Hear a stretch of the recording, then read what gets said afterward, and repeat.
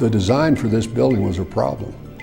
You have a very linear location on a steep piece of ground, and it had to be one that over time was going to appear more and more appropriate to its spot, indigenous to its surroundings. The board wanted it to look like it had been here for 100 years, 12 months after it opened.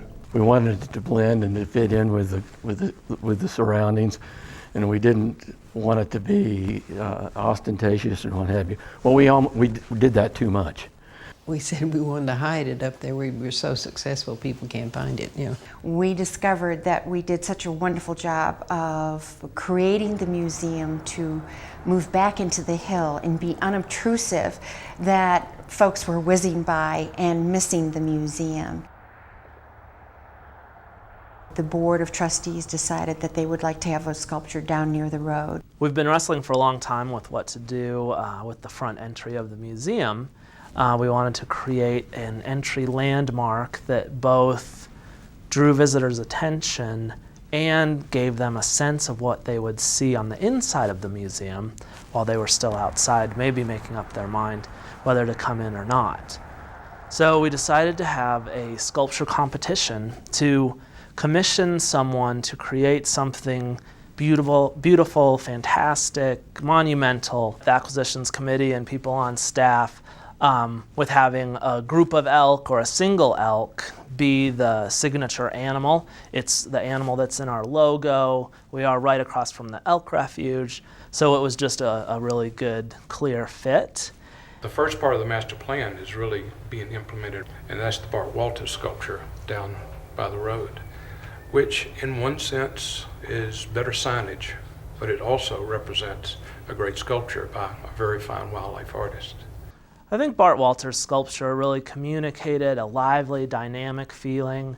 He's got a great contemporary sense about his work, yet it also speaks so clearly and so beautifully about wildlife and about nature. So he was really a natural choice. It is a 5-piece sculpture on a stage of rock, and it will be up way above the road, so that as people from as far as like 1.5 miles will be able to see the museum as they come down the road. The sculpture will be located at our entrance across from the National Elk Refuge, and it is a very appropriate spot because it's almost as though the elk are coming down off the hill by the museum on their way to the National Elk Refuge. My process is to spend as much time in the wild observing the animals directly as possible. When I'm in the studio, my first goal is to take the sculpture as rapidly as possible to a point where I can sense the movement of the animal, the gesture, the lift of a shoulder, the tilt of a head. All those things communicate through gesture, and body language is just as powerful as the spoken word. It just reaches people on a different level. I'm on my feet, I'm constantly moving, and I'm constantly seeing those silhouettes and making the composition work in the round. There's something about the seeing a texture that you recognize innately without thinking about it as organic and coming from the human hand. It gives a warmth to the sculpture. Personally, I'm drawn to the work of Bart Walter because of its impressionistic sensibilities. He uses big slabs of clay which are forcefully modeled over the animal forms. They're very lively. They're incredibly well composed and beautifully executed. So they really represent the best of wildlife art as it's being created today. Until they arrived and were installed, I was nervous. I thought I knew how it would look in that landscape, but I wasn't certain.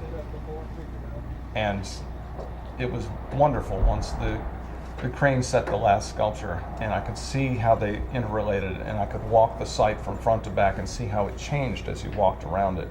And I realized that it was indeed going to work. It's already a fantastic success. Working for the museum, working with this project, I'm really pleased about the support from the board and the freezes for this project.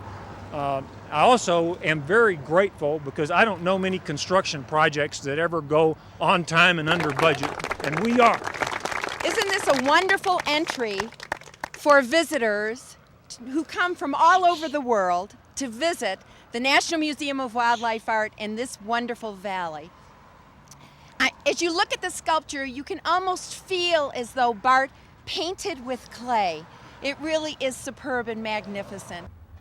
And also grateful to have Cotter and Carly here, because this is representative of the generation that will enjoy this for a long time because of the quality. I assume this is made out of metal, right, Bar? Yeah. Okay, so they'll enjoy it for generations to come. And I'm profoundly grateful for the opportunity to place this sculpture here where it will be enjoyed and where it can communicate with a broad audience for many, many years to come, and indeed for generations into the future. Thank you. All right.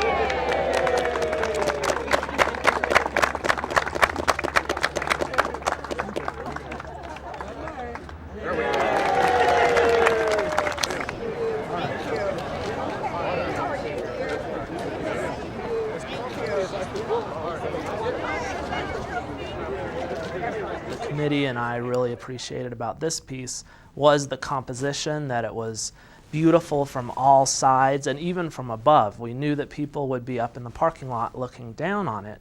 And when you look down on this piece, it has a beautiful sinuous line as the elk move up the rock, and then just the pattern of the elk going up and then coming down made a great triangle that's just a hallmark of good design. The forms of the mountains work spectacularly well with the forms of the rock work that was installed and the elk themselves. And to see them in a natural setting without man-made objects everywhere around them is a wonderful gift. The museum has been collecting the work of Bart Walter for many years. We have some really significant pieces in our collection, and we're planning on hosting a retrospective of his African work in 2008. So there's a real tie-in between this sculpture and the other work that we're doing as a museum. And I think will become an icon for the valley. People will simply say, go to the Wapiti sculpture and turn. That's the museum.